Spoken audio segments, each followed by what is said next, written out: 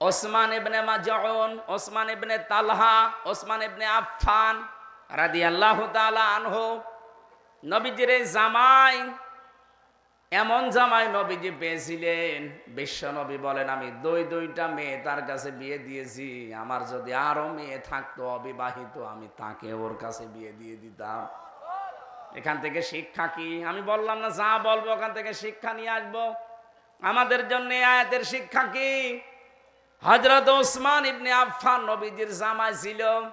নবীজি বলেন আমার মেয়ে দুইটা দিয়েছি, উম্মে কুলসুম আর রুকাইয়া।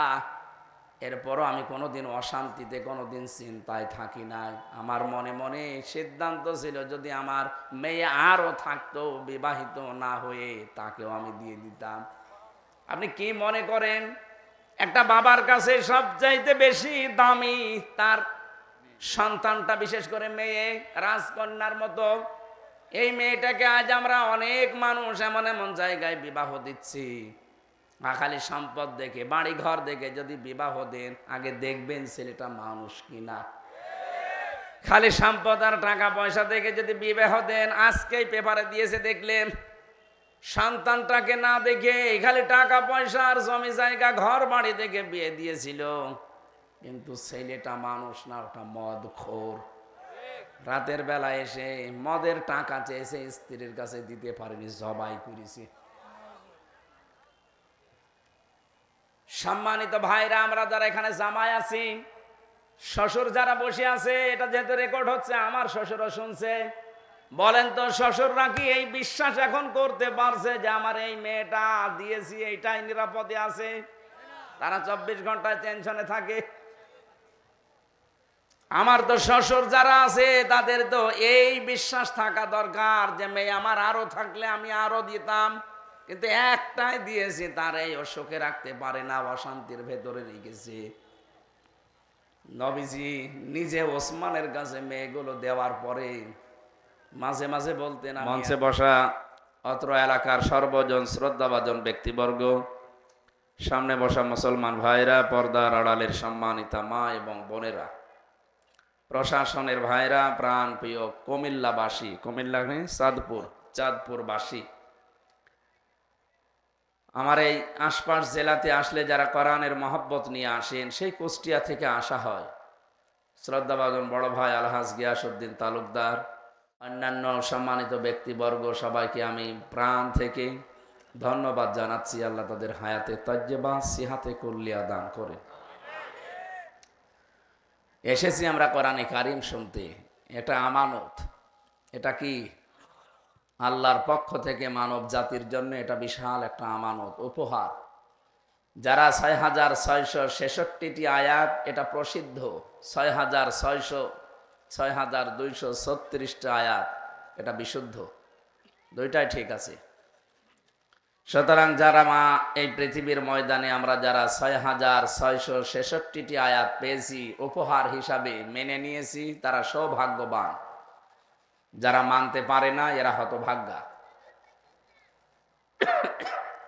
আল্লাহ আমাদেরকে সৌভাগ্যবান যেন করেন কোরআনে কারিমের বদৌলতে। এটা সৌভাগ্যের সোপান। আল্লাহ রাব্বুল আলামিন বলেন, ইন্না আরাদনাল আমানাতা আলাস সামাওয়াতি ওয়াল আরদি ওয়াল জিবাল ফাবাইনা ইয়াহমিলনাহা ওয়া আশফাকনা মিনহা ওয়া হামালাহাল ইনসান ইন্নাহু কানা যালুমান জাহুলা।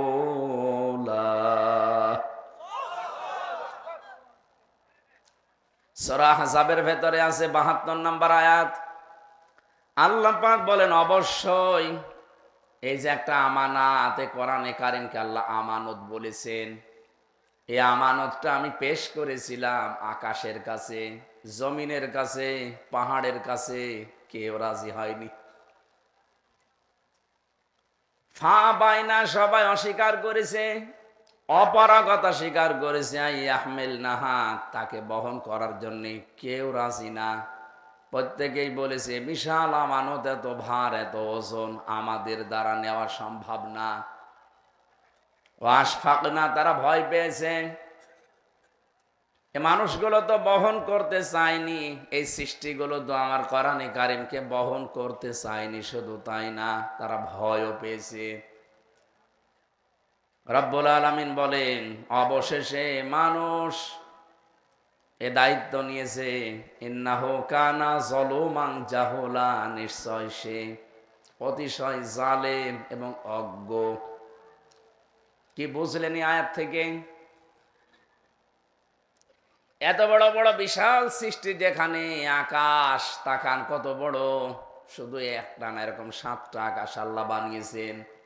আল্লাযী খালাকা সাবআ সামাওয়াতিন তিবাকা। 7 তবক আসমানের নাম শুনি আল্লাহ এত বড় বিশাল বিশাল আসমান আল্লাহ বানিয়ে রেখেছেন। জমিনের ভেতরে শুধু আমরা চোখে যা দেখি এতটুকুই না, কত বড় বিশাল জমিন। এই জমিনকে ঠিক রাখার জন্য আল্লাহ যে প্রেক স্বরূপ পাহাড় গেঁথে দিয়েছেন, এত বড় বড় বিশাল পাহাড়, কেউ আল্লাহর এই কোরআনকে আমানতকে রাজি হয়নি। প্রত্যেকে ভয় পেয়েছে, না আমরা পারবো না। তো মানুষ আমরা যে কোন বুদ্ধিতে, কোন জ্ঞানে আমরা নিলাম এটা, এত বড় আমানত আমাদের কাছে আছে। আমানতের যে খেয়ানত করবে, নবীজির ভাষায় সে মুনাফিক। কি এটা কিন্তু আমাদের উপর এখন আমানত। এ কোরআনে কারিমকে আমানত হিসাবে পেয়ে যদি আমরা এর হক আদায় করতে না পারি, বিশ্বাস করেন আপনি কিন্তু কিয়ামতে মুনাফিক হয়ে উঠবেন। আর মুনাফিক যারা, এই মানুষগুলো জাহান্নামে যাবে, একেবারে নিচে থাকবে। যারা কোরআনে কারিমের ধারক বাহক না, কোরআন যারা বিশ্বাস করে না, তারা তো এর বাইরে। আমরা যারা অন্তত এটা বিশ্বাস করে ফেলেছি, আমরা যারা এর উপরে ঈমান রাখি, তারা যদি এর হক পরিপূর্ণভাবে আদায় করতে না পারি, আমাদের কপাল সৌভাগ্যের সোপান হবে না, দুর্ভাগ্যের সোপান হবে। রব্বুল আলামিন বলেন তাহা মা আনজালনা আলাইকাল কুরআনা লিতাশকা। এ কোরআন আমি এই জন্য দেইনি যে আপনি না খেয়ে থাকবেন, মায়ের খাবেন। দুনিয়াতে কোরআনে কারিম দিয়েছি এই কারণে যে আপনাকে কোরআন দিয়ে আমি উপরে তুলতে চাই। জোরে বলেন সুবহানাল্লাহ।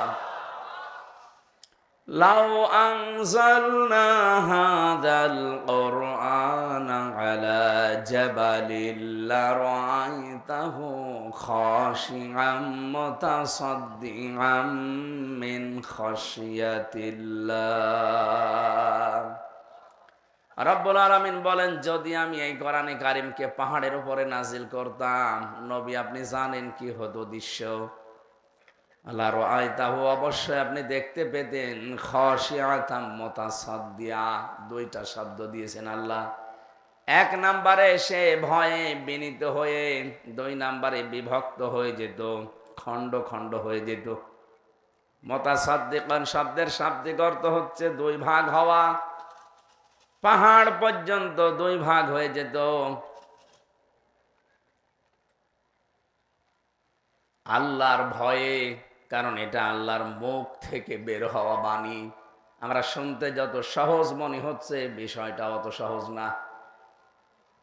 আপনি চিন্তা করতে পারেন, আল্লাহর মুখের বাণী, এটা বের হয়েছে সরাসরি তার মুখ থেকে। চাঁদপুরবাসী কোরআনে কারিম শোনার জন্য যারা এসেছি, কিছু বর্ণনা একটু টাচ দিলাম আল্লাহর পক্ষ থেকে, কি জিনিস আমরা পেয়েছি, কি নিয়ামত আর শুনছি। এই কোরআনে কারিম শোনার জন্য যে আল্লাহ আমাদেরকে ঘর থেকে পর্যন্ত নিয়ে এসেছেন, এটা আমাদের ওপর আল্লাহর একটা দয়া। আমি বললাম না, 6666টি আয়াত আল্লাহর পক্ষ থেকে আমাদের জন্য উপহার। এটা গ্রহণ করে নিতে পারলে আপনি সৌভাগ্যবান হবেন। আর যদি অস্বীকার করেন, তাহলে আপনি হবেন দুর্ভাগা, হতভাগা। আমরা কি আমাদের ভাগ্য হত করতে চাই?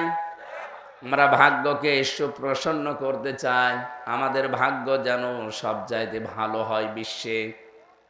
শুধুমাত্র এই একটাই কারণে তামাম দুনিয়া আজ আমরা ভয়ে আছি। পাশের একটা রাষ্ট্র পেয়েছি প্রতিবেশী, এটা একটা কলঙ্ক। তামাম দুনিয়াটা দিয়ে দিন পর্যন্ত আমরা জানতাম, ওরা ছড়িয়েছিল সারা দুনিয়ার মোড়লদের কাছে যে আমাদের দেশে সংখ্যালঘু নির্যাতন হয়। অথচ পুরা উল্টি এখন দেখতে পাচ্ছি সারা পৃথিবীতে সবচাইতে বেশি সংখ্যালঘু নির্যাতন হয় ইন্ডিয়াতে। ওরা আমার মুসলমান ভাইকে জবাই করছে শুধু গরু খাওয়ার অপরাধে।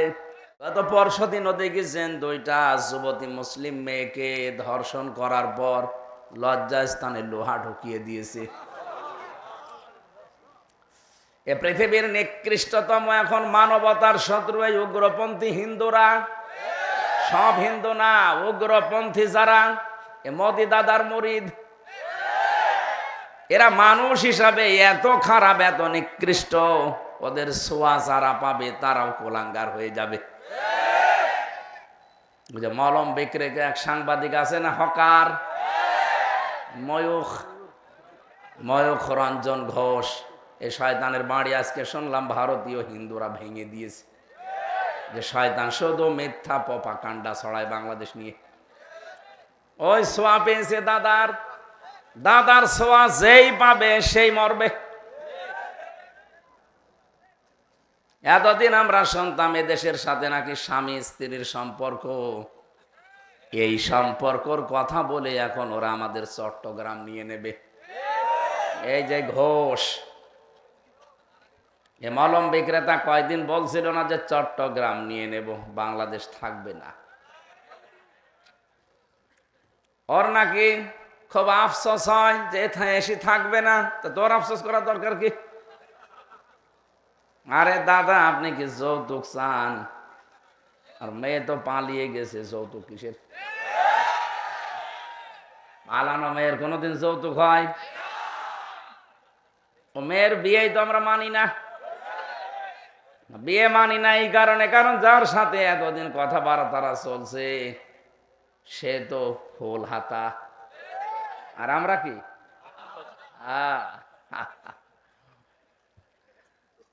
ফুল হাতার সাথে তো হাফ হাতা যাবে না, যাবে? এখন দাদাকে হাফ হাতা করা লাগবে। আর দাদার এখন যা বয়স, এ বয়সে হাফ হাতা করবেন কারে দিয়ে? কোন হাসাম দিয়ে করতে গেলে দেখা যাচ্ছে গোড়া থেকে কেটে বাদ দিয়ে দিল, ও বিয়ে করা 7 জীবনের মতো মিটে যাবে। না, মূল কথায় যে দাদার সাথে আমাদের যাবে না, যতই চেষ্টা করেন হবে না। আমি এটাকে বানায়া বলছি। সূরা বাকারা 2 নাম্বার পারা 14 নম্বর পৃষ্ঠা 4 নাম্বার লাইনের 221 নাম্বার আয়াতের মাঝের অংশে আছে, ওয়ালা তুনকিহুল মুশরিকিনা হাত্তা ইউমিনু। কোন মুশরিক যতক্ষণ পর্যন্ত ঈমান না আনবে তার সাথে কোনো মুমিনা নারীর বিয়ে দেওয়া জায়েজ নেই।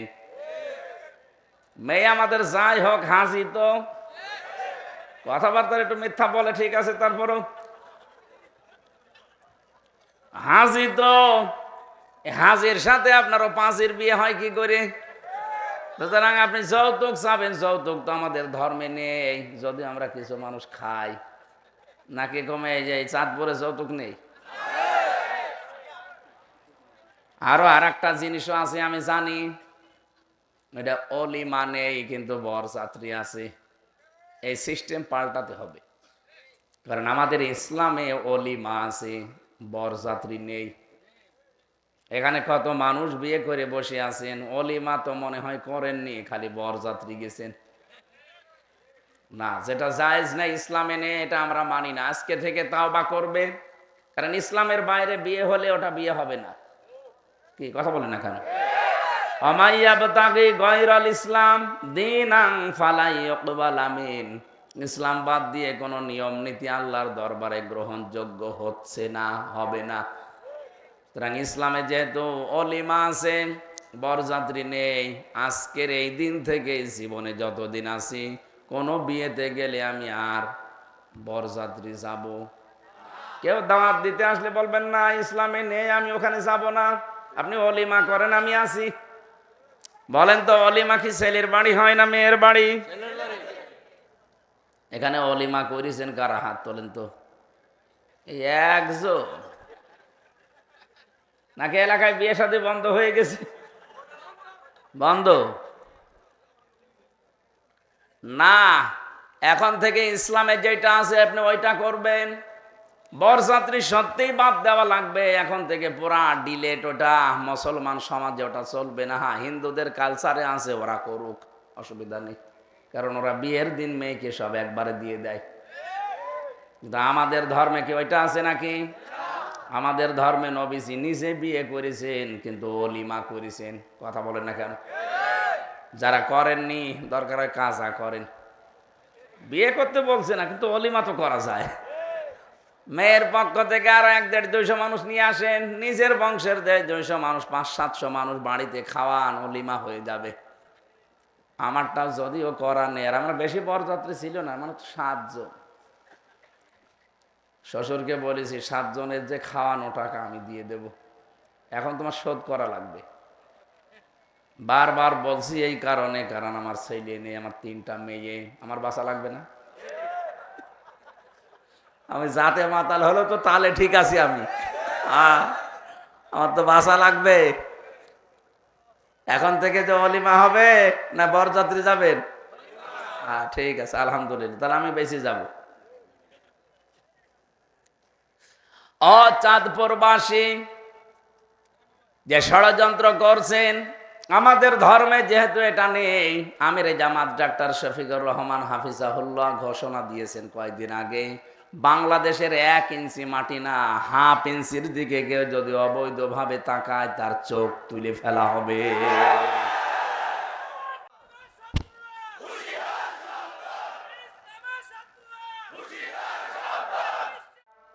ওরা মুসলমান এতদিন জুলুম অত্যাচার নির্যাতন করে মিথ্যা প্রপাগান্ডা ছড়িয়েছে, ঠিক আছে, কিন্তু এখন দেখছি প্রতিনিয়ত ওরা আল্লাহর ঘর ভাঙতেছে। একটা ভুয়া ধোয়া তুলে বিশ্বের বিভিন্ন দেশে আমরা শুনি কেউ মাটির নিচে তেল পায়, গ্যাস পায়, সোনা পায়, লোহা পায়, আর শয়তানরা শুধু মাটির নিচে মন্দির পায়। এগুলো কিচ্ছু না, পুরা ভুয়া। 500 বছর আগে, 1000 বছর আগে নাকি ওখানে মন্দির ছিল, এই জন্য আল্লাহর ঘর তারা ভেঙে দিচ্ছে। আমরা যেহেতু এখন বলি ঢাকার স্বামীবাগের ইস্কন মন্দির, 500 বছর আগে ওইটা আমার মসজিদ ছিল। আমাদের ধর্মে জোর জবরদস্তি নেই, বাড়াবাড়ি নেই, এই জন্য আমরা কিছু বলি না। যদি বাড়াবাড়ি জোর জবরদস্তি থাকতো, এ দেশে মাত্র 4 ভাগ হিন্দু, পিটিয়ে বিদায় করে দিতাম। না, আমরা জানি এই দেশে যে জন্ম নিয়েছে সেই এই দেশের বৈধ এবং গর্বিত নাগরিক। আমার যেমন দেশের উপর হক আছে, অধিকার আছে, তারও আছে। বাংলাদেশ আমরা সাম্প্রদায়িক সম্প্রীতির উজ্জ্বল দৃষ্টান্ত পৃথিবীতে দেখিয়েছি। এদেশে রোজার পূজা পাশাপাশি হয়, কথা বলেন না কেন? 96 ভাগ মুসলমান এই দেশে, আর মাত্র 4 ভাগ অন্য ধর্মের মানুষ আছে। 850 বছরে এলাকা মুসলমানেরা শাসন করেছে। যদি বলেন তো আমাদের ধর্মে বাড়াবাড়ি থাকলে একটা হিন্দু থাকতো। আপনারা কি করছেন? বিশ্বের মানুষকে এতদিন জানাতেন যে দেশে সংখ্যালঘু নির্যাতন হয়, অথচ পুরো মিথ্যা। এটা গোবিন্দ পরামানিক পর্যন্ত কয়েকদিন আগে বলেছে যে এই দেশে আমরা সব চাইতে এখন আগস্টের 5 তারিখের পর থেকে নিরাপদে আছি। যতই প্রপাগান্ডা ছড়াচ্ছেন, আল্লাহ সব যেন ফাঁস করে দিচ্ছে। রব্বুল আলামিন বলেন, ও মাকারু মাকারনা মাকারা ওয়া হুম লা ইয়াশউরুন। ওই মানুষগুলো ষড়যন্ত্র করেছিল, আর আমি আল্লাহ একটা কৌশল করেছিলাম। ওদের ষড়যন্ত্র আমি আল্লাহ নস্যাৎ করে দিয়েছি, ওরা টেরও পায়নি। ফানজুর কাইফা কানা আকিবাতু মাকরিহিম আন্না দাম্মারনাহুম ওয়া কওমাহুম আজমাইন। বলেন আল্লাহু আকবার। আমি যে কথা বলি ওখান থেকে বাস্তবে একটা শিক্ষা নিয়ে আসি। দেখেন তো এই আয়াতে কি শিক্ষা আছে। সূরা নমল 19 নাম্বার পারা 20 নাম্বার পৃষ্ঠার 5 নাম্বার লাইনের 51 52 নাম্বার আয়াত এগুলো। রব্বুল আলামিন বলেন ফাংজুর কাইফা কানা আকিবাতু মাকরিহিম। আপনি একটু নজর করে দেখেন না কেন এই সমস্ত অপরাধী যারা ষড়যন্ত্র করেছিল এদের সাথে আমি আল্লাহ কি আচরণ করেছি। আন্না অবশ্যই আমি আল্লাহ দাম্মারনাহুম আমি আল্লাহ ধ্বংস করে দিয়েছি তাদেরকে, অকওমাহুম তাদের জাতিকে জ্ঞাতি গোষ্ঠীকে, আজমাইন পুরাটাই। কিভাবে ধ্বংস করেছি এবার আল্লাহ যেন আমাদের চোখে আঙ্গুল দিয়ে দেখাচ্ছেন। যদিও আয়াতটা লূত আলাইহিস সালামের জামানার ঘটনা, কিন্তু বাংলাদেশে 2024 সালের 5 আগস্টে মনে হয় নতুন করে নাজিল হয়েছে। দেখেন মেলে কিনা। ফাতিল কাবুয়ুতুহুম খাবিয়াতাম বিমা যালামু। এই এদিকে তাকান। আল্লাহ পাক বলেন ফাতিলকা, এভাবে যেন হাত দিয়ে দেখাচ্ছেন, যারা আলেম আছে বুঝবেন। ফাতিলকা বুয়ুতুহুম, বাইতুন দেননি, বুয়ুত বহু বচন, হোম জমির এটা। আমার যেন কেন মনে হচ্ছে আল্লাহ নিজের আঙ্গুল দিয়ে ভাবে আমাদেরকে ইঙ্গিত দিচ্ছে, এই যে এই সেই ঘরগুলো, এই সেই ঘরগুলো। এটা কামালের ঘর, এটা মায়ার ঘর, এটা নাসিমের ঘর, এটা হানিফের ঘর, এটা কাওয়ার ঘর। আমি যদিও এখানে নাম লেখা নেই, কিন্তু নামগুলো বললাম এই কারণে আল্লাহ যেন এই ঘরগুলো দেখিয়ে বলছেন খাবিয়াতান, জনশূন্য করে দিয়েছি, ওজাড় গৃহ বানিয়ে দিয়েছি, পরিত্যক্ত হয়ে পড়ে আছে বিমা যালামু, এদের জুলুমের কারণে। এ মানুষগুলো এত জুলুম করেছিল, এত অত্যাচার নির্যাতন, গম খুন আয়না ঘর পর্যন্ত বানিয়েছে। আমি প্রথম 10 দিন ছিলাম এই আয়না ঘরের মিনি, যেটা ছোট যেটা ওইটাই, বড়টাই আমার নেয়নি। আমি দেখেছি মানুষের প্রতি অত্যাচার কিভাবে করা হয় সেখানে। মানবতা পুরাপুরি ধ্বংস হয়ে গেছে ওই ঘরে। আল্লাহ বলেন বিমা যালামু, এদের জুলুমের কারণে এদের বাড়ি ঘর পর্যন্ত অভিশপ্ত হয়ে গেছে। আপনি যান মায়ের বাড়িতে যান, আমার কুষ্টিয়ার হানিফের বাড়িতে যান, দেখবেন উজাড় পড়ে আছে এখন টয়লেট। একটা ইট পর্যন্ত মানুষ রাখে নাই। অনেকে পায়খানার প্যান পর্যন্ত খুলে নিয়ে চলে গেছে। এমনি না, বিমা যালামু, এদের জুলুমের কারণে। কারণ এই জায়গাগুলোই বসে বসে এই মায়া সাহেব, আপনাদের এই যে কুমিল্লা পাশের জেলা, আল্লাহর ওলি ছিল একজন, কি বড় বড় দাড়ি, বাহার। মানুষ যে এত শয়তান হয় আমি জানি না। ঘরের ভেতরে বসে বসে জরবিসন্ধি করতো, সকালবেলা কার নামে মামলা দেব, কাকে ধরিয়ে দেব, মিথ্যা সাক্ষী দিয়ে কার জীবন নষ্ট করব, এই চিন্তা করতো। মনে করছেন হুজুর কিভাবে জানলো, সব বলি দিচ্ছে আল্লাহ জিবরাইল দিয়ে আমারে। সব খবর আমি জানি, সারা দেশে কোখানে কি হয়েছে সব ওই রিমান্ডে আমারে দেখে দেখে দেখাতো, যে এখানে এই হচ্ছে, এখানে এই করছি, অমুককে আমরা ধরেছি, অমুককে ধরবো, সব দেখাতো। 3টা বছরে আমি বহু কিছু জেনেছি ওই জালেমদের কাছ থেকে। কোথায় কি হবে, কুষ্টিয়ায় হানিফ সাহেব কি করবে, সকালবেলা কাকে মিথ্যা মামলায় জড়াবে, সবগুলো ওরা আগে থেকে জানে। কি শুরু হয়েছিল দেশে আপনি জানেন। ভালো মানুষ, এই যে গিয়াস ভাই ঘুমিয়ে আছে ঘরে, ঘুম থেকে উঠে দেখছে থানার হাজতে, কি গো তুই গাছ কেটেছিস, কখন, স্বপ্নে। এইটা চলছিল দেশে। আমি বেশি বলে ফেললাম। এই যে আল্লাহর ওলি আওয়ামী লীগের, হ্যাঁ না, উনি মন থেকে না, মনের খবর তো আল্লাহ জানে। আল্লাহ রসুলের একনিষ্ঠ ভক্ত, দাড়ি দেখে টের পাচ্ছেন না। আল্লাহ যেন অমরের মতো বানিয়ে দেন, বলেন আমিন। কোন মানুষ যদি একবার ইসলামের দিকে ফিরে আসে, আল্লাহর দিকে, আল্লাহ এত বেশি খুশি হয়। একটা হারানো সন্তান 10 বছর পরে মা পেলে যেমন খুশি হয়, তার চাইতে আল্লাহ বেশি খুশি হয় একটা মানুষ যখন ইসলামে ফিরে আসে। আমরা চাই যারা ভুল করেছেন আপনার ওই ক্ষতিপূরণটা দিয়ে ফিরে আসেন। না, আপনি অনেকে বলে যে আস্তাগফিরুল্লাহ রাব্বি মিন কুল্লি, না হবে না। আপনি কি দোষ আল্লাহর কাছে করেছেন, তাহলে আস্তাগফিরুল্লাহ পড়েন। যদি জমিনে কারো কাছে করেন, তাহলে তার কাছে স্বীকার করেন, তার ক্ষতিপূরণ দেন, এরপরে বলেন আমারে মাফ করেন। এই যে আপনার পাশে 2 জেলা পরে ফেনীর এক ওসি ছিল আমার সাথে, এই নুসরাত হত্যা মামলা, একেবারে বাস্তব। উনি আমার সাথে জেলে ছিল।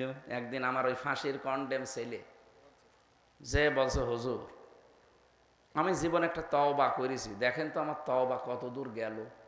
ঠিক আছে বলে যে এই যে নির্বাচন গেল, আমি বাইরে ছিলাম, আমি রাত 12টার পর থেকে আমার যা দলবল আছে এদেরকে নিয়ে আল্লাহর নামে ভোট কাটা আরম্ভ করলাম। বাক্স ভর্তি করে ফজরের আজান দিলে সব জায়গায় জায়গায় পৌঁছিয়ে দিলাম। আমি গোসল করলাম আর ওযু করলাম, পবিত্র হলাম, 2 রাকাত নফল নামাজ পড়লাম, এরপরে বললাম আস্তাগফিরুল্লাহ। হুজুর আমার এই তাওবা কি হয়েছে? না, আপনার তাওবা হয়নি, আপনার ইয়ার কি হয়েছে? আপনি কি আল্লাহর কাছে অপরাধ করেছেন যে আস্তাগফিরুল্লাহ পড়ছেন? আপনি তো অপরাধ করেছেন হামজার কাছে। কথা বলেন না কেন? একটা এমপি বানাতে 3.5 লাখ 4 লাখ হামজা লাগে, হামজার বউ লাগে। আপনি একবারে সবারটা দিয়ে দিলেন। হ্যাঁ, এখন যদি মাপ পেতে চান, আপনার এই আস্তাগফিরুল্লাহ যদি কবুল হতে হয়, যাদের ভোট আপনি নষ্ট করলেন, যাদের রায়, তাদের বাড়ি বাড়ি যাবেন, যে তাদের কাছে বলবেন যে আমার এই হয়েছে, আপনারা এখন কি করবেন বলেন। ওরা যদি বলে আমরা 2টা করে থাপ্পড় দেব, 2টা করে থাপ্পড় খাবে, কি অসুবিধা কি? আপনার তো মাপ পাওয়া লাগবে। মাপ পেতে চাইলে ওরা যা চায় তাই করবে। যদি বলে না আমরা প্রত্যেকে একটা করে লাথি দেবো, তো লাথি খাবেন। 2 নাম্বারে আপনি যার যা ক্ষতি করেছেন এই ক্ষতিপূরণটা তাকে দিয়ে এরপর আপনি আস্তাগফিরুল্লাহ পড়েন। এই 15.5 বছরে আপনার কারণে অনেক মানুষ বাড়ি ঘুমাতে পারে না, আপনি কি জানেন? এই 15.5 বছরে আপনার জন্য অনেকে ব্যবসা করতে পারে নাই। আজকের প্রধান অতিথি তারা 2 ভাই এসেছিল না, আমার কাছে বলছিল যে আমরা খুব চাপে ছিলাম, এখন একটু আছি শান্ত। কত মানুষ তার জায়গায় বসে যে ব্যবসা করবে, খালি দলীয় পরিচয়ের কারণে করতে পারে নাই। আপনার কারণে অনেকে তার চেয়ার থেকে আরেক চেয়ারে উঠতে পারে নাই। আমি বেশি বলছি?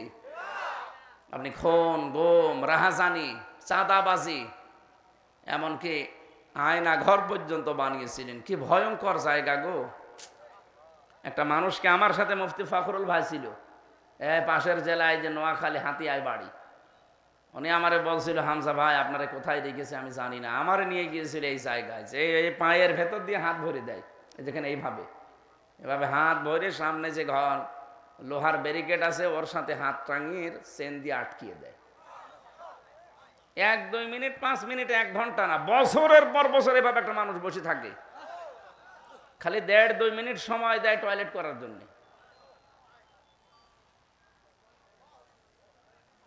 সকালবেলা কয়েকটা ছোলা দিয়ে যায়, দেখলাম পচা ছোলা। তাও আমাদেরটা তো হালকা দিয়েছে ভালো, ওদেরটা আরো কঠিন। আমি তো মিনিটাই ছিলাম, যারা বড়টাই বিগটা ছিল কি কষ্ট দিয়েছে তাদের।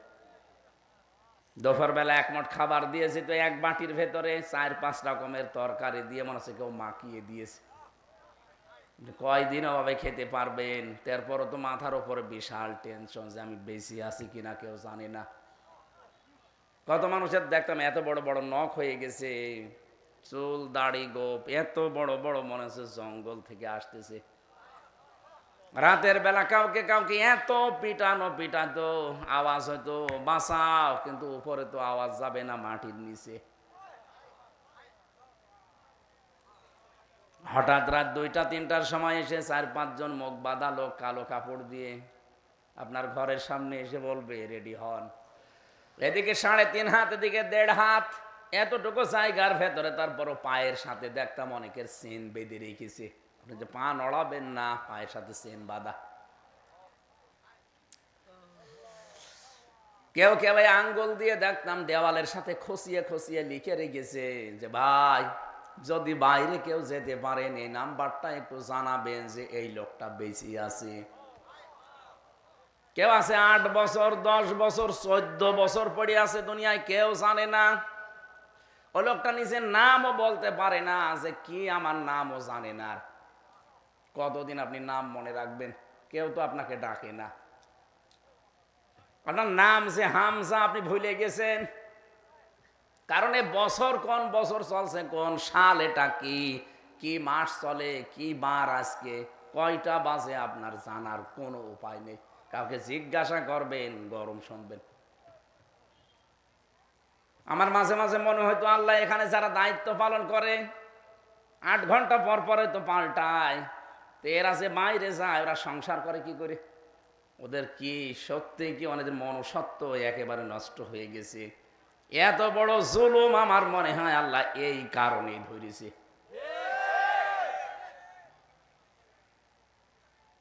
হঠাৎ রাত 12টা 1টার দিকে 5-7 জন এসে মুখ সব বাঁধা এসে আপনার ঘরের সামনে দাঁড়িয়ে ওই ছোট্ট রুমের সামনে বলবে রেডি হও। কি রেডি হবো মানে? হ্যাঁ, তোমাকে নিয়ে যাওয়া হবে। কোথায়? কিছুই বলে না। আপনি রেডি হতে চাবেন না, 2টা ঘা দিয়ে বাড়ি দেবে পেছনে, এত জোরে বাড়ি দেয় মনে হচ্ছে জায়গা খুলে চলে গেছে। এমনি খাবার দাবার ভালো না, চোখ বেঁধে দেবে কালো কাপড় দিয়ে, হাত পেছনে বেঁধে দেয়, সামনে না। হ্যান্ডকাপ দিয়ে ওটা নড়াচড়া করলেই কেটে যায়। আমার যে কতবার কেটেছিল এই জায়গাগুলোতে কোর্টে তুলতে গিয়ে। আমরা 11 ঘন্টা টাঙিয়ে রেখেছিল দড়ি দিয়ে, পায়ে বেড়ি দিয়ে, পেছনে হাত দিয়ে। কিচ্ছু জানি না। ওরা নিজেরাই বলতো মাঝে মাঝে যে আপনার কোনো দোষ নেই, আমরা জানি, কিন্তু আমরা যা বলতে বলছি এই কথাগুলো আদালতে বলা লাগবে। কি আকিস গ্রুপে চাকরি করেন, ওর বিরুদ্ধে বলবেন, বলবেন ও আমাদেরকে টাকা দেয় রাষ্ট্রের বিরুদ্ধে কথা বলতে। বাংলাদেশ জামাত ইসলামীর কয়েকজনের নাম নিয়ে, বিশেষ করে শফিকুল ইসলাম মাসুদ, দেলাওয়ার হোসাইন, ওই যে শিবিরের সভাপতি ছিল, এদের নাম ধরে ধরে বলতো যে এদের বিরুদ্ধে কিছু বলবেন। কি বলবেন? যে এরা উগ্রপন্থী, এরা জঙ্গি, এই দেশটাকে জঙ্গি দিয়ে ভরে ফেলার জন্য এরা বিভিন্ন ষড়যন্ত্র করছে, তার ভেতরে আমিও আছি। এই কথাগুলো আপনি শুধু লিখে দেব, সই করে দেবেন, বাকিটা আমরা দেখব না। এত মেড়ো মিথ্যা কথা আমি বলতে পারবো না। এই জন্য এই কথা। শেষের দিন 10 দিনের রিমান্ডের শেষের দিন আমারে বলেছে যদি কালকে ম্যাজিস্ট্রেটের সামনে না বলেন আপনার বউ আমরা তুলে নিয়ে আনবো। ওদের চরিত্র আছে, আমি তো দেখেছি ওদের চরিত্র নেই। ওরা ধরা পড়ে না মাঝে মাঝে পরিমণির সাথে, মাহিয়া মাহির সাথে, কথা বলছে না কেন? ওদের চরিত্র ঠিক প্রত্যেকের ওই রকমই। ওরা যে ধরা পড়েছে এমনি পড়ে না, কেন চরিত্রই ওদের ওই রকম। যেই বলেছে আপনার বউ তুলে নিয়ে আনবো, তখন আমার ওই বাচ্চাটার বয়স মাত্র 7 মাস। বলেন তো ওই অবস্থায় যদি ওরা তুলে নিয়ে আসে, আর আমি জানিও নিয়ে আসতো, কারণ কত মানুষের, কত আলেমের বউকে আমি তুলে নিয়ে আসতে দেখেছি। কেউ তো ওখানে যেতে পারে না, এমন সিক্রেট 4-5 জায়গা দরজা আটকানো যাবে কে? দুনিয়ায় কেউ জানে না ওখানে মানুষ আছে কিনা। আমি একজন আলেমের সাথে জেলখানায় ছিলাম, সে বলছিল হুজুর আমার বউকে ওরা তুলে নিয়ে এসে কি করেছে আমি জানি না, কারণ আমি তো পড়ি আছি আজ কয় বছর। শেষ পর্যন্ত বললাম ঠিক আছে যা করবেন করেন, নিয়ে চলেন। কিন্তু ম্যাজিস্ট্রেটটা আমার সাথে প্রতারণা করেছে। উনি আমারে বলল হুজুর আপনার কোনো অসুবিধা নেই, যা যা লিখি আপনি শুধু সই করে দেন, আপনি কয়দিনে বের হয়ে চলে যাবেন। পড়বো তো, বসে পড়ার দরকার নেই। পরবর্তীতে দেখলাম সব নাকি রাষ্ট্রের বিরুদ্ধে ওরা লিখেছে, আর আকিস গ্রুপের বিরুদ্ধে। এই কারণে আমার নাকি জামিন দেয়নি। জেলখানায় পড়ে আছি 2-3 মাসের ব্যবধানে দেখলাম ওই ম্যাজিস্ট্রেট আমার সামনে, ওর ভেতরে ঘুরে বেড়াচ্ছে ছেলে। বললাম কি আপনি এখানে? হুজুর আমারে মাফ করে দিয়েন, আমার বউ আমারে যৌতুক মামলা দিয়েছে। ঠিক আছে, আপনার তো যৌতুক মামলায় দেওয়ার দরকার। আপনি এই কাজ করলেন আমার জীবনটা, বলছে আমি করতাম না, আমারে যা বলে দিয়েছিল উপর থেকে আমি তাই করেছি। সব ওদের সাজানো। এক একজনের নামে শুনতাম মামলা দিয়েছে 313টা, 556টা। একটা মানুষ যদি 556টা মামলার আসামি, ও কবে জামিন নেবে, কবে বের হবে, কবে হাজিরা দেবে? কি করেছিলেন আপনি বলেন তো? এই কঠিন পরিস্থিতি তৈরি করেছেন যারা যারা, তাদের বাড়ি ঘর আল্লাহ উজাড় গৃহ বানিয়ে দিয়েছেন। আল্লাহ বলেন খবিয়াতান, জনশূন্য করে দিয়েছি। আমি আয়াতটা বাস্তবে একেবারে মেল পেয়েছি আমার কুষ্টিয়ার হানিফের বাড়ি থেকে। আপনি যে দেখেন কি অবস্থা। কেন এগুলো করলেন আল্লাহ? আমার একটা ধারণা, বিশ্বাসেই 16 সালে গিয়েছিলাম হজে, কাবা শরীফ তাওয়াফ করছিলাম। শেষ করার পরে উপরে গেলাম, দেখি পেটের ভেতরে মোচড় দিয়ে ব্যথা করছে। এক পুলিশকে ডাক দিলাম, ইয়া আখি তাল, এদিকে আসেন। কি এখানে ফার্মেসি আছে? কেন? আমার ঔষধ লাগবে। এতক্ষণ ভালোই ছিলাম, হঠাৎ আমার পেটে ব্যথা করছে। পুলিশ আমারে বলছে, ইয়া হাজিউল হজ্জা তাই না বিলাদুকা। ও হাজি, দেশ কোথায়? জি তুমি বাংলাদেশ। বাংলাদেশ থেকে এসেছি। পুলিশ আমারে বলছে, আপনি জানেন না এটা কোন জায়গা? না তো। আবু জেহেলের বাড়ি। আপনি এখনো পায়খানা না করে দাঁড়িয়ে আছেন, তাড়াতাড়ি করেন। পায়খানা করে দেখে আমার পেটের ব্যথা ভালো হয়ে গেছে। মানে আল্লাহ যেন আমাকে হাতে ধরে জিজ্ঞাসা করতে চাচ্ছে, হামজা এত টাকা খরচ করে 6,500 কিলোমিটার দূর থেকে এসেছো, আর শয়তানের বাড়িতে পায়খানা না করে চলে যাবা, তাড়াতাড়ি করো। ঠিক আপনি দেখবেন এই দেশে জালেমদের বাড়ি অফিস পর্যন্ত আল্লাহ অভিশপ্ত করে দিয়েছে, কারণ ওই জায়গাটা জুলুমের জায়গা। এদেশের কারো প্রসাব পায়খানা আর পেটে সমস্যা হলে ঠিক ওই জায়গায় যে কাজ করবে। আপনার ঢাকার ধানমন্ডির ওই বাড়ির দিকে যান, সেদিন নিজে দেখলাম ওটা জাতীয় টয়লেট চলছে। একবারে 8-9 জন করে যায়, কেউ এদিকে কেউ এদিকে কেউ এদিকে, মনে হচ্ছে জামাতবদ্ধ টয়লেট চলছে। এ পর্যন্ত আল্লাহ শেষ করে দেননি। এর পরের শব্দ আমাদের জন্য বলবো বলবো কোন সূরা বলছিলাম যেন? সূরা নমল। কোন সূরা? সূরা নমল। নমল মানে পিপিলিকা। 19 নাম্বার পারা, 20 নাম্বার পৃষ্ঠা, 7 নাম্বার লাইনের 52 নাম্বার আয়াতের শেষের দিকে আছে।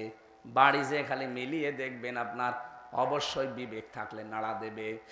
ইন্না ফি যালিকা লায়াতাল লিকাউমিন ইয়ালামুন। এখানে যারা আরবি গ্রামার বোঝে, ইন্না আছে, এরপরে লামে তাকিদ আছে। আল্লাহ 2 বার গ্যারান্টি দিয়ে জানিয়েছেন অবশ্যই এর ভেতরে শিক্ষা আছে, অবশ্যই এর ভেতরে শিক্ষা আছে। লিকাউমিন ইয়ালামুন, যারা জ্ঞানী, জ্ঞানী সম্প্রদায় যারা, তাদের জন্য শিক্ষা। কি সেটা? জালেমদের এত বড় বিশাল গভীর শিকড় যদি আল্লাহ কেটে দিতে পারে, আপনি চিন্তা করেছেন এই 15 বছরে কত গভীরে পৌঁছিয়েছিল ওরা? ইউনিয়নের দারোয়ান থেকে শুরু করে সংসদ পর্যন্ত প্রতিটি জায়গায় ওদের লোক সেট করা ছিল। এক কথা বলেন এখন। এই কারণেই তো 2024 সালের 5 আগস্টের বিকাল পর্যন্ত ওরা চেষ্টা চালিয়েছে। বিশেষ করে প্রশাসনে যারা, আমার মনে হয় এদের মাফ করা ঠিক না। সবাইকে না, দলীয় যেইগুলো, এগুলো কি মানুষের ভেতরে পড়ে?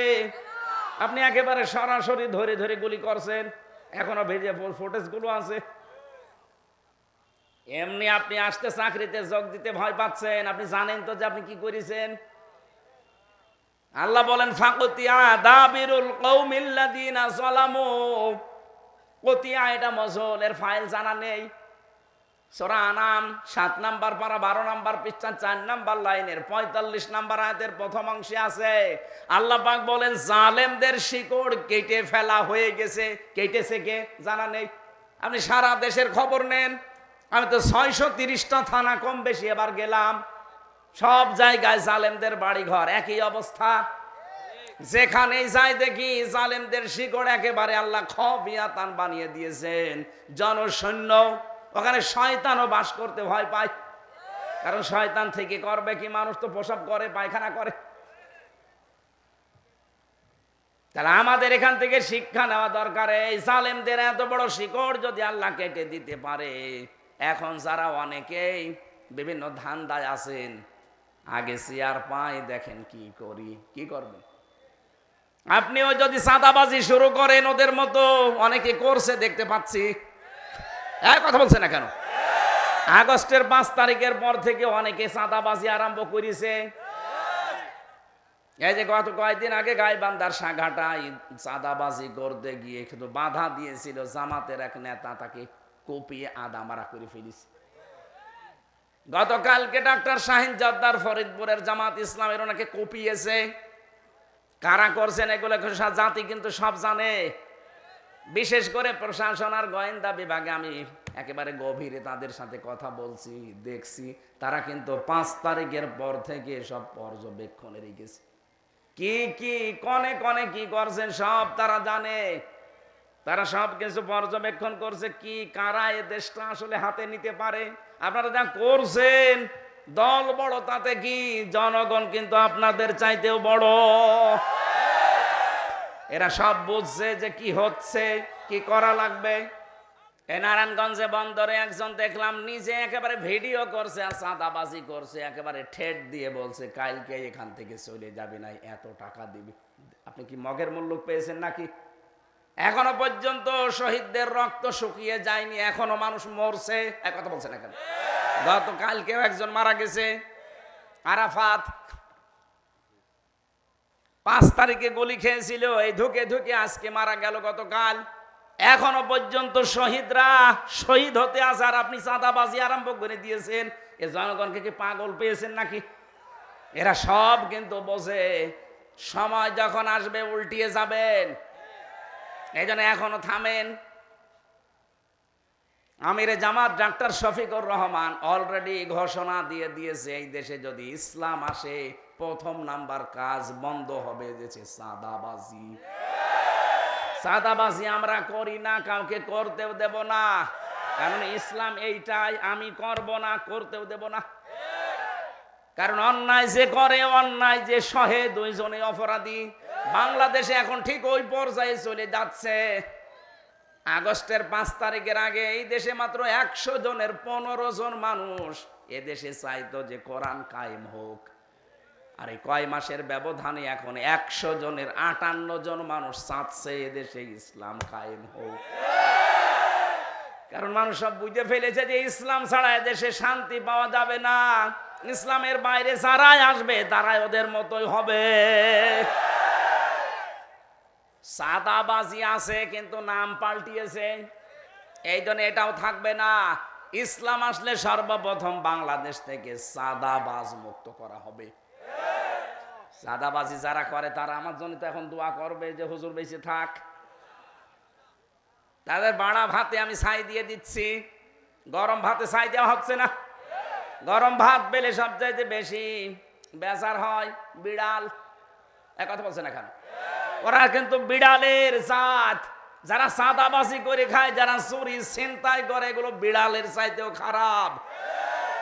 আমরা বাঘের বাচ্চা, বাঘের জাতি। আমরা সত্যিই যদি একটু শক্ত হয়ে হুঙ্কার দিতে পারি, ও বিড়ালরা নিজের এলাকা ছেড়ে পালাবে। কাউকে ছাড় না, জীবন চলে যায় যাবে, অন্যায়ের কাছে মাথা নত নেই। চাঁদাবাজ কিসের চাঁদাবাজি? 2732 জন মানুষ মারা গেছে এমনি না, 2780 জন মানুষ হাসপাতালের বেডে কাতরাচ্ছে এই চাঁদা দেওয়ার জন্য না। কথা বলে না কেন? কালকে এক হিন্দু পুরোহিত ঠাকুর আমিরে জামাতের আগে বক্তব্য দিয়েছে গাইবান্ধায়, বলছে এই দেশে আমরা সব দেখেছি সংখ্যালঘু নির্যাতন কারা করে। বাংলাদেশ জামাত ইসলামে যদি সত্যি রাষ্ট্রে যেতে পারে আমরা সবচাইতে নিরাপদ থাকতে পারবো। একটা হিন্দু মানুষ বোঝে আর আমরা বুঝবো না মানে? সব বোঝে জনগণ। আপনারা সাবধান হন। মানুষ সামনে কি করবে মানুষের ওপরে ছেড়ে দেন, আপনার চরিত্র আগে ঠিক করেন। জালেমদের এত বড় শিকড় যদি আল্লাহ কেটে দিতে পারে, আপনি আন্দাজে আশায় আছেন যে এই করব সেই করব, কি করবেন আপনি? আপনিও যদি ক্ষমতা পেয়ে জালেম হন, জুলুম করা শুরু করেন, আপনার বাড়িও পায়খানা হবে ইনশাআল্লাহ। জালেমদের কত বাড়ি ঘর দেখে আসলাম। সাহেব পাড়া বানিয়েছে মালয়েশিয়াতে, সব তালা লাগানো দেখলাম। বেগম পাড়া বানিয়েছে কানাডায়, কেউ থাকে না। এ শয়তানরা পালিয়েছে, জালেমরা কিন্তু থাকতে পারে না। এত ভয়, হোটেলে থাকে, চুরি করে হোটেলে একবার যে ঢুকেছে আর বের হয় না।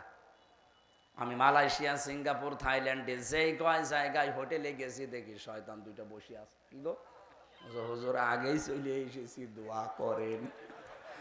কেন আপনার সে সাহেব পাড়া, বেগম পাড়া বলেন না, ওখানে থাকা যায়, পিটিয়ে মেরে ফেলবে।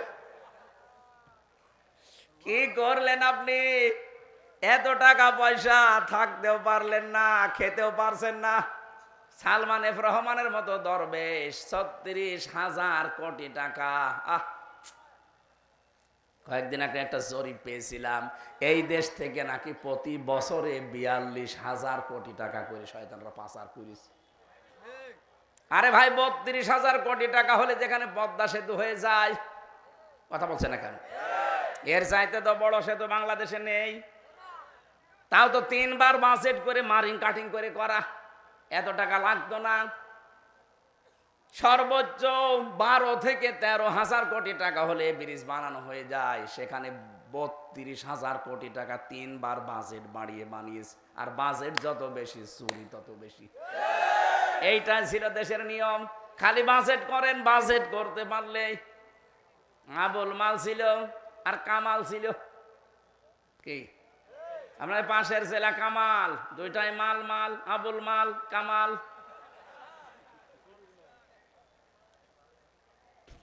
কি মাল কামিয়েছে? কোথায় আপনারা এখন মাল ব্যবহার করবেন না? কোথায় আছেন আমরা সব জানি। জনগণ কিন্তু এদেশে এখন যে অবস্থায় আছে, অন্তত আমার মনে হচ্ছে এই দেশে কিয়ামতের আগে কোনো জালেম আর আসতে পারবে না। আজকে ডক্টর ইউনূসের সাথে আমেরিকার কি কথা হয়েছে সকালবেলা দেখেছেন? অনেকে মনে করছে যে বুবু শর্ট করে ঢুকে পড়বে। কিসের শর্ট করে ঢোকা? সব উল্টিয়ে দিয়েছে। ৩৭টা দেশের ভিসা চলতো আগে, ইউরোপীয় ইউনিয়নের ৩৭টা। সবগুলো দেশের ভিসা ভারত থেকে ডক্টর ইউনূস বাংলাদেশে নিয়ে চলে এসেছে। দাদাদের মাথা খারাপ হয়ে গেছে। একবার বলেছিল যে এদেশকে আমরা পেঁয়াজ দেব না, আলু দেব না, না খেয়ে মরবে। ব্যবসা বন্ধ করে দিয়েছে, এখন সব বর্ডারে বর্ডারে আলু আর পেঁয়াজ পচতেছে। আমাদের পুরাতন বন্ধু যারা তুরস্ক, চীন, পাকিস্তান, সেখান থেকে এখন সব জাহাজ বোঝাই করে খাবার আসতেছে। ওদের মাথা এমনি খারাপ হয়ে গেছে। এরপরে আমেরিকার ডোনাল্ড ট্রাম্প জাতে মাতাল হলো, আমার মতো তালে ঠিক আছে। কথা বলছেন? ১৬ লাখ ভারতীয়কে বলেছে সব বিদায় করে দেব। কারণ এই ভারতের উগ্রপন্থী হিন্দুরা ২ জন খ্রিস্টান যুবতী মেয়েকে উলঙ্গ করে রাস্তায় হাঁটিয়েছে। ট্রাম্প কি ভুলে যাবে? ও কিন্তু একরোখা মানুষ। সিদ্ধান্ত যখন নিয়েছে বাস্তবায়ন করেই ছাড়বে। ও যখন বলেছে যে আমি ১৬ লক্ষ ভারতীয়কে থাকতে দেব না, সব পাঠাবো, আমার মেয়েকে, আমার বোনকে, আমার বউকে ওরা উলঙ্গ করে ঘোরায় নিজের দেশে, ওদের আমি দেখে নেব, তাই করছে। আমার এই মোবাইলটায় সর্বোচ্চ কল আসলে আসবে তারেক জিয়া সাহেবের পিএস এর মোবাইল থেকে। আমার সাথে জেলে ছিল এই কারণে, অপু সাহেব। আর ডক্টর ইউনূসের মোবাইলে কল দেয়, আপনি টের পান। আন্দাজে যে লাফান, ওটা মাথা না, ওটা একটা ম্যাগনেট। কিচ্ছু বলে না, হঠাৎ করে এমন কাজ করবে দাদার ধুতি খুলে যাবে। খালি বলেছিল যে 7 সিস্টার থাকবে না, ও ধুতি আছে কিনা দেখে না। মাথা এমনি খারাপ হয়ে গেছে আপনাদের, আমরা জানি। ডক্টর ইউনূস যদি আর সত্যি কিছুদিন থাকে, আর ওর যেখানে যেখানে হাত, ওকে কল দেয় চীনের প্রধানমন্ত্রী শি জিনপিং। হ্যাঁ, ওরে কল দেয় একেবারে Donald Trump, Joe Biden, Barack Obama. আর আপনার মোবাইলে কল কেউ দেয় না, আপনি নিজে নিজেই মোবাইল করেন, নিজে নিজেই রেকর্ড করেন, নিজে নিজেই এডিটিং করেন, নিজেই ছেড়ে দেন মানুষকে ভয় দেখাতে। মানুষ এখন সব বোঝে। কেউ তো কল দেয় না, কি করবে? নিজে নিজেই কল দেয় মিজান সাহেবের কাছে, আবার নিজেই রেকর্ড করে। আগে থেকে সব কিছু সাজানো থাকে, এগুলো সব যে ধরা পড়েছে। আপনি থাকেন ডালে ডালে, আর দেশের এই তরুণ প্রজন্ম থাকে পাতায় পাতায়। এদের চেনেন? আপনি কত দূর উঠতে পারবেন? মুরব্বী মানুষ, এরা আগে যেখানে তার আগে উঠে বসে আছে। সব কিছু এখন ফ্লাশ হয়ে যাচ্ছে, যে আপনি যা করেন সব ভয় দেখাতে, এ উগ্রতা ছড়ায় মাঝে মাঝে মানুষের ভেতরে। মনে করো ওর কথা শুনে মানুষ লাফাবে, যারাই লাফায় তাদের পেছনে লাল হয়। গোপালগঞ্জে এত পিটানো পিটিয়েছিল, লাফিয়েছিল কয়দিন। ঢাকা থেকে গোপালগঞ্জ কেউ যাওয়া আসা করলে বসে আসলে 300 টাকা, দাঁড়িয়ে আসলে 1000 টাকা। এই যে বাসের মালিক আছে। আবার যদি ওনার উস্কানিতে পা দিয়ে কেউ কিছু করেন, বারবার চেষ্টা চালিয়েছিল, শেষে এখন হিন্দুদের লাগিয়েছে। দেখেছে না, হিন্দুরাও তো কথা শুনছে না, এখন পাগল হয়ে গেছে, বলছে আমি এই অঘোষিত জেলখানায় আর থাকবো না, আমি দেশে যাব। আসেন, আপনাকে আমরা আয়না ঘরে রেখে দেব। যা করেছেন 10 বছর 14 বছর লাগবে না, শুধু 5 মাস 6 মাস থেকে দেখেন। আপনি কিছুদিন থাকেন, এমনিতে আল্লাহর কাছে চলে যাবেন। তাহলে আমরা যে মূল শিক্ষা দিতে চেয়েছিলাম, জালেমদের মতো আচরণ যদি আবার সামনে কেউ করেন, জালেমদের এত বড় শিকড় আল্লাহ কেটে দিতে পারলে আপনারটা কোনো ব্যাপারই না। কথা বলেন না কেন? আল্লাহ আমাদেরকে যেন সম্মতি দেন বোঝার। অনেকে এখনো পর্যন্ত থামেননি, চালিয়ে যাচ্ছেন। বাবা শাহজালাল, সব হালাল, জনগণের কাছে সব হালাল হয়ে যাবে। কথা বলেন ঠিক কিনা? 15% থেকে যদি 58% চলে আসে 3.5 মাসে, আর কয় মাস যেতে দেন? হিন্দুরা পর্যন্ত এখন বলছে আমরা ইসলাম চাই, কারণ তারা জানছে যে ইসলামের বাইরে দেশে শান্তি থাকার কোনো কায়দা নেই। এদেশের 100 জনের 100 জনই বলতে বাধ্য হবে আমরা এই দেশে কোরআনে কারিমকে রাষ্ট্রীয় ক্ষমতায় চাই। কথা বলেন। মাওলানা মামুনুল হক হাফিজাহুল্লাহ, লোকটা 3 বছর আমার পাশের রুমে ছিল। মাঝে মাঝে দিনের বেলা দেখা হতো, বলতো ভাই বাইরে থাকতে ভাবতাম কি, আর ভেতরে আসি দেখছি কি। বাইরে থাকতে ভাবতাম আমাদের টপি নিয়ে সমস্যা, আমাদের ওই আকিদায় সমস্যা, আমিন নিয়ে সমস্যা, অথচ জালেমরা দেখছি ভেতরে সবাইকে এক জায়গায় তালা লাগিয়ে রেখেছে।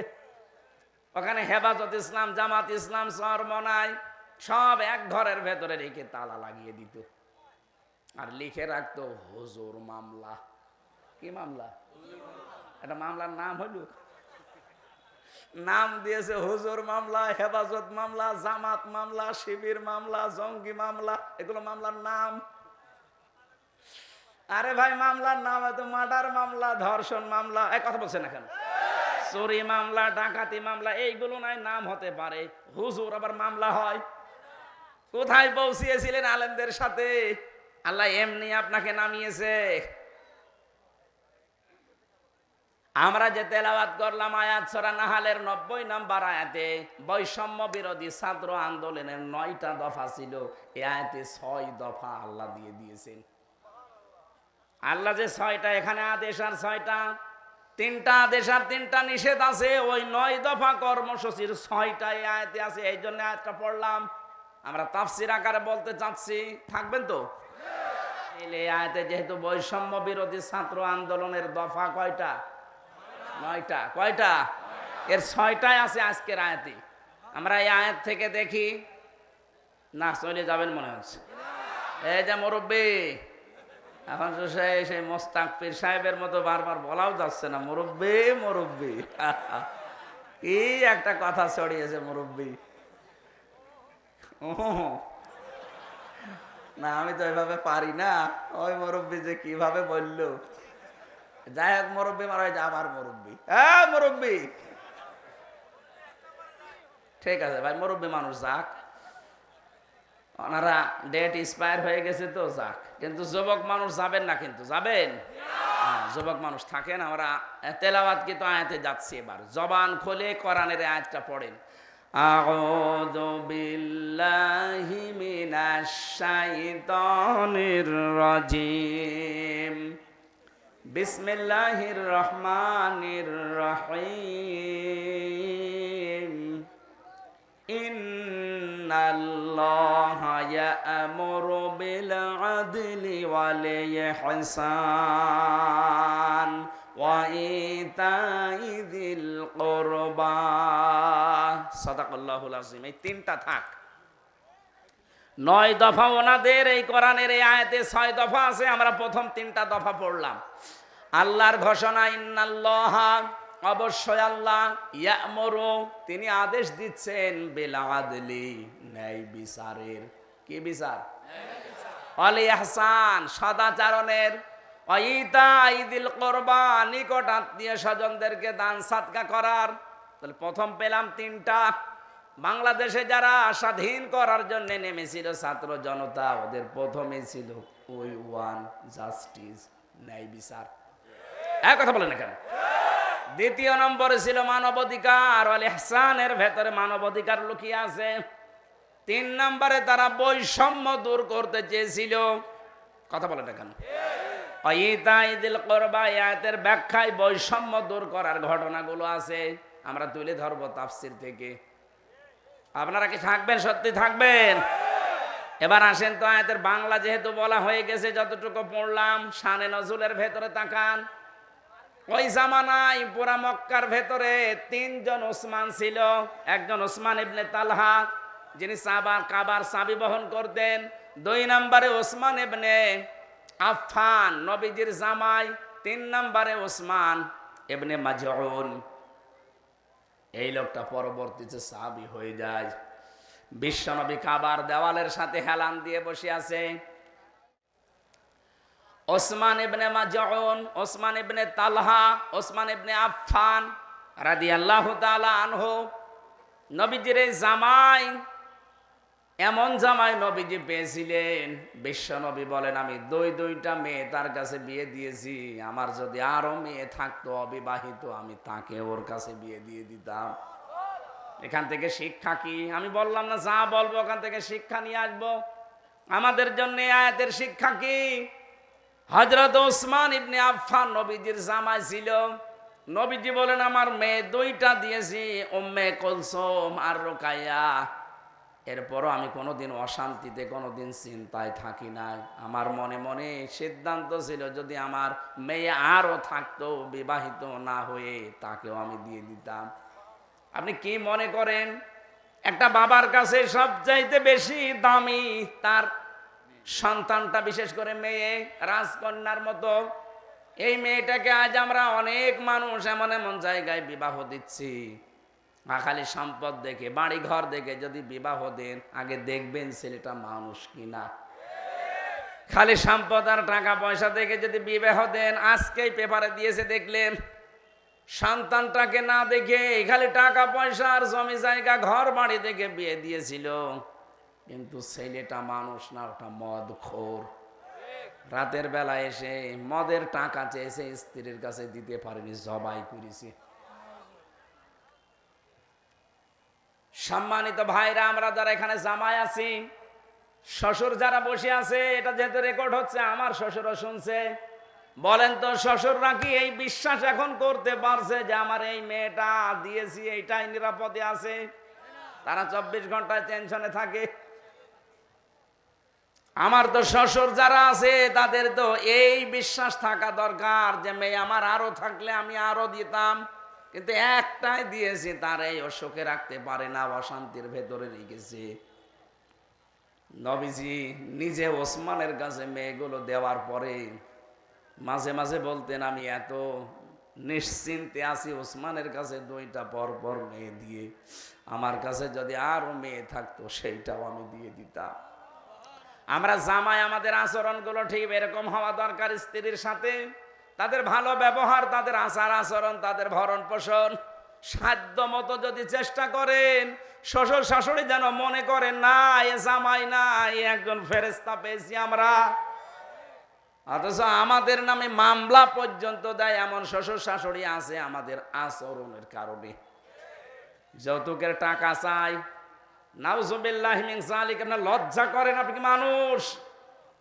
18 বছর, 20 বছর, 25 বছর শ্রম দিয়ে দিয়ে মেয়েটা মানুষ করে আপনাকে দিচ্ছে। ওই মেয়েটা জীবনেও কোনো কাজ, কোনো উপকার এই বাবার লাগবে না। ওই বিয়ের পর থেকে মরণ পর্যন্ত যা করবে সব আপনার জন্যে। কথা বলছেন এখন? আপনার ছেলে মেয়ে এসে পেটে নেবে, আপনার সংসার সামলাবে, সারাটা জীবন আপনার পাশে থাকবে। ওর বাবা মার কোনো কাজ আছে? খালি জন্ম দিয়ে 18 বছর 20 বছর মানুষ করে দিয়ে দিয়েছে। এরপরও আপনি তার কাছে আরো টাকা চান। বউ দিয়েছে, এই কারণেই তো সেজদায় পড়ে থাকা দরকার। আমরা যদিও সবাই পারছি না, কিন্তু এটা পারা লাগবে। কথা বলেন না কেন? আর মা বোন যারা এসেছেন তাদেরকে আমি শক্ত হওয়ার জন্য বলছি। আমি নিজে পুরুষ, আমি জানি আমাদের দুর্বলতার জায়গা কোনটা। আপনারা শক্ত হবেন। আপনার স্বামী যদি বাম হাতের ইনকাম করে, জায়েজ যতটুকু উপায় করে অতটুকু নিয়ে সন্তুষ্ট থাকবেন। নিজের চাহিদাকে আপনি সীমাবদ্ধ করবেন। আপনার স্বামীর উপায় মাসে 20,000 টাকা, আপনি যদি আপনার সাজতেই প্রতি বছরে এমন এমন আবদার করেন, ও কাজ করতে 18,000 চলে যায়, ও বাকি কি করবে 2,000-এ? এই জন্য আপনাদেরকে বলছি, মা বোনেরা, মেয়েরা এসেছে, সম্মানিত মা বোন যারা এসেছেন বা আসবেন, শুনবেন, আপনাদের আমি এক কথাই বলছি, শক্ত হবেন। আমি ভাই, আমি পুরুষ, আমি জানি পুরুষের দুর্বল জায়গা কোনটা। আমি সিক্রেট ওপেন করে দিলাম। আপনারা শক্ত হবেন। কোন হারাম ইনকাম করে যদি বাড়িতে আসেন, বলবেন না ওইটা খেয়ে স্বামী স্ত্রীর মিলনের পরে যে সন্তান পেটে আসবে, সন্তানটা জন্মগত ভাবেই তো হারামখোর হবে। এই কথা বলেন না কারো? সন্তান জন্মগত ভাবেই তো হারামখোর হবে। ও হারামখোরের কাছে কি আশা করা যায়? সুতরাং আমি এত কষ্ট করে 10 মাস 10 দিন পেটে রাখবো, কোন হারামখোর সন্তান আমি পেটে রাখতে রাজি না। হয় আপনি আমার বাদ দেন, নাই হারাম ছাড়েন। আপনি বারবার এরকম শক্ত হবেন, দেখবেন ও এমনি টাইট হয়ে যাবে। আর ইসলাম যদি সামনে আসে, আপনারা তো রাজরানীর মতো থাকবেন। আমিরে জামাত বলে নাই, যদি ইসলাম এই দেশে আসে, যে মেয়েদেরকে জুজুর ভয় দেখানো হয়, যে ঘরবন্দি করে রাখবে, অত্যাচার চালাবে, কে বলেছে আপনাকে? ইসলাম এ দেশে কায়েম হলে সবচাইতে বেশি নিরাপদে থাকবে মেয়েরা। তারা এক একজন হয়ে যাবে বাঘের মতো। আজ তারা কত জুলুম, অত্যাচার, নির্যাতনের শিকার। দুইবার মহিলা আনলাম, কি হইল? যৌতুকও বন্ধ করতে পারে না। চাচা এরশাদও ছিল 9 বছর, কিন্তু 10 বছর ছেলে ছিল। চাচা এরশাদও কি করলো? পুরুষ নির্যাতনও সে বন্ধ করতে পারে নাই। উনি যদি পুরুষ নির্যাতনটাও বন্ধ করে যেতে পারতো, তারপরও তো আমরা এখন বাঁচতাম। কত বড় ঝামেলায় আছি আমরা জানেন। সম্মানিত মা বোনদেরকে আমি আর একটা কথা শোনাই। আপনি শুধু নামাজ পড়ে রোজা রেখে কালো বোরকা পরে জান্নাতে যেতে পারবেন না, যতক্ষণ পর্যন্ত বৈধ কোনো কাজে আপনার স্বামী আপনার উপরে নারাজ হয়ে যাবে। এই জন্য সাবধান, এই বিষয়টাও কিন্তু গুরুত্বপূর্ণ খুব। শুধু নামাজ পড়ে রোজা রেখে কালো বোরকা পরে জান্নাতের আশা করা যায় না। স্বামী যাদের আছে তাদের জায়েজ হুকুমগুলো মেনে তাদের খুশি রাখা লাগবে, কারণ তাদের এত দাম আল্লাহ দিয়েছেন। নবীজি বলেন, যদি আল্লাহ বাদের সেজদা জায়েজ থাকতো, মেয়েদেরকে বলতাম স্বামীর পায়ে সেজদা করো। কোথায় তার মর্যাদা আপনি এখনো টের পাননি। এই জন্য সাবধান থাকবেন, এই জায়গায় খুব সতর্ক। উনি যদি জায়েজ কোনো হুকুম করে, জীবন থাকতে আপনাকে মাস্ট বি মানায় লাগবে। জান্নাতের 8টা দরজা ওই মহিলার জন্য আল্লাহ খাদিজাতুল কুবরার সাথে খুলে রাখবে। আমি 2 জন মহিলার জীবনী পুরা পড়েছি। একজনকে আল্লাহ জান্নাত বানিয়ে পাঠিয়েছেন, আর একজন আল্লাহর কাছে জান্নাত চেয়ে নিয়েছেন। হযরতে খাদিজাতুল কুবরার জন্য আল্লাহ জান্নাতে আলাদা একটা ঘর বানিয়ে তার জন্য সুসংবাদ দিয়েছেন, যে জিবরাইল আমার খাদিজাকে জানাও, তার জন্য জান্নাতে আল্লাহ আলাদা করে একটা ঘর বানিয়ে রেখেছে। ওই ঘরের ভেতরে সে ছাড়া কেউ যেতে পারবে না। ওই ঘরটা নয়েজ মুক্ত, আওয়াজ মুক্ত, কোনো আওয়াজ নেই। কারণ তে স্বামীর জন্য ঘরটাকে আওয়াজ মুক্ত করে রাখতো, ঝামেলা মুক্ত করে রাখতো। মা বোন যারা এসেছেন বা শুনছেন, আপনি স্বামীর জন্য যদি ঘরটাকে আনন্দময় করে রাখতে পারেন, নয়েজ মুক্ত, আওয়াজ মুক্ত, গোলমাল মুক্ত, ঝগড়াঝাটি মুক্ত করে রাখতে পারেন, কিয়ামতে খাদিজার সাথে আপনিও জান্নাতে যাবেন। আর একজন মহিলার জীবনী পড়েছি, হযরতে আসিয়া। তার জন্য আল্লাহ জান্নাতে ঘর বানায়নি, তিনি ঘর চেয়ে নিয়েছিলেন। আল্লাহ সরাসরি জান্নাতে পাঠিয়ে দিয়েছিলেন তার উপর অত্যাচার দেখে। হযরতে আসিয়া বলেছিলেন, ইদে ক্বালাত রব্বি বিনিলি ইনদাকা বাইতান ফিল জান্নাহ। হে আল্লাহ, তুমি আমার জন্য জান্নাতে ঘর, জান্নাত পাঠিয়েছো না, জান্নাতে একটা ঘর আমার জন্য বানাও, যেখানে বসে তোমাকে দেখা যায়। 2 জন মহিলার স্বামী কেন্দ্রিক বিষয়। একটা স্বামীকে অতুইনু আলা দীনি যাওজাতিহা। নবীজি বলেন যে স্ত্রী তার স্বামীকে দ্বীনের কাজে, ইসলামের কাজে, মানবতার কাজে পাঠিয়ে দিয়ে আরো ছাড় দেয়, সুযোগ দেয়, উৎসাহ দেয়। এই মহিলাকে আল্লাহ জান্নাতের ভেতরে 8টা দরজায় খুলে রাখবে।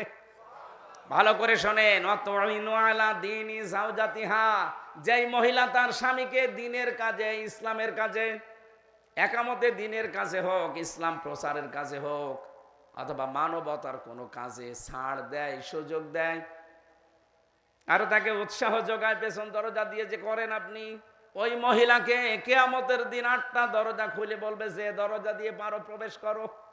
কিন্তু 100 জনের 98টা মহিলা এই কাজ আর স্বামীর পক্ষে করে না, আরো বাধা দেয়। এখানে যত স্বামী আছে বলেন তো কোন স্ত্রী এগুলো করে? যে আপনি দিনের কাজ করছেন, একামতে দিন প্রতিষ্ঠার কাজ করেন, আপনি মানবতার জন্য কাজ করেন, আমার পরিবারে যা হচ্ছে আমি দেখছি, কষ্ট হলো আমি মেনে নিলাম, আপনি করেন, আপনাকে আমি উৎসাহ দেই, আরো আপনি বাধা দেন, আর নামাজ পড়ে আপনি জান্নাতে যাবেন। আল্লাহ আমাদের মেয়েদেরকে খাদিজাতুল কুবরা, উনি জীবনে 1 ওয়াক্ত নামাজ পড়েননি, রোজা রাখেননি, হজ করেননি, যাকাতও দেননি, কারণ এগুলো নাজির হওয়ার আগেই তার ইন্তেকাল হয়ে গেছে। কি কথা বলেন না কেন? অথচ শুধু স্বামীকে সাহায্য করার কারণে ওনাকে আল্লাহ জান্নাতে ঘর বানিয়ে সুসংবাদ পাঠিয়েছে। এখান থেকে কিছু নেওয়া যায় না আপনার? আপনি আপনার স্বামীর জন্য পেছন দরজা দিয়ে সাহায্য করবেন, যেন খাদিজার মতো আপনার জন্য আল্লাহ একটা ঘর জান্নাতে বানিয়ে রাখে। আর স্বামী যখন বাইরে থেকে আসবে, এই ঘরটা নয়েজ মুক্ত রাখবেন। আসলে তো তার মাথা ঝালাফালা করে দেন, তার জন্য ঘরটা শান্ত সৃষ্ট করে রাখেন, নির্মল পরিবেশ তৈরি করেন, ও যেন বাইরে থেকে এসে তার ক্লান্তি দূর হয়ে যায়। খাদিজাকে এই জন্য আল্লাহ একটা ঘর আলাদা ভাবেই বানিয়ে দিয়েছেন। জোরে বলেন সুবহানাল্লাহ। এই জন্য ওসমান ইবনে আফফানের কথা বলছিলাম, আমাদের জামাইগুলো আমরা হব এমন যেন শ্বশুর শাশুড়ি দুশ্চিন্তা না করে, নিশ্চিন্তায় থাকে। ওনারা যদি মেয়ে আর একটা থাকে, যদি আমাকে দেওয়ার মতো, তাও যেন দিতে চায়। আল্লাহ আমাদের জামাই যারা আছি ওসমানের মতো আর রোকিয়ার মতো বানিয়ে দাও, বলেন আমিন।